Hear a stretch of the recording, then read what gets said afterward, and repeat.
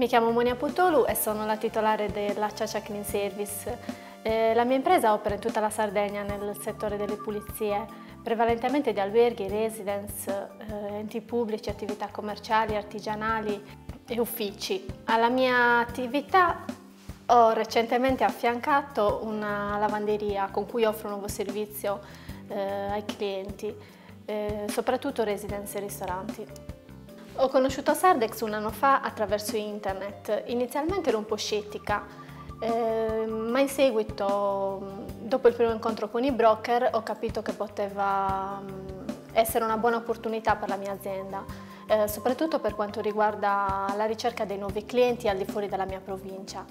Ho affiliato all'azienda al circuito e da subito mi sono data da fare per pubblicizzarla, devo dire con buoni risultati.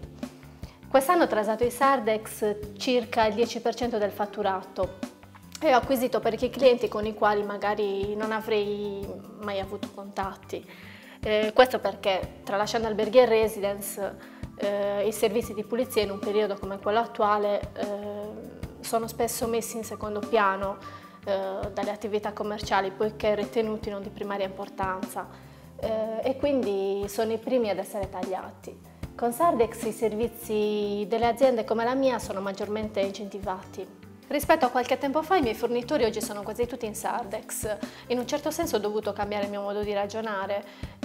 Oggi quando ho bisogno di fare un acquisto, sia personale che per l'azienda, la prima cosa che faccio è controllare se qualcuno vende questo prodotto in Sardex, anche a costo di dover fare qualche chilometro in più in macchina, cosa che magari prima non facevo. Ci sono dei prodotti che prima acquistavo tramite internet, come le forniture e il materiale per l'ufficio, e ora invece acquisto in Sardex, facendo quindi in modo che i soldi spesi restino alle aziende sarde. Mi è capitato di conoscere molti imprenditori affiliati al circuito, quasi tutti sono entusiasti di Sardex. Con molti si percepisce il senso di appartenenza ad una comunità con cui anche io mi identifico.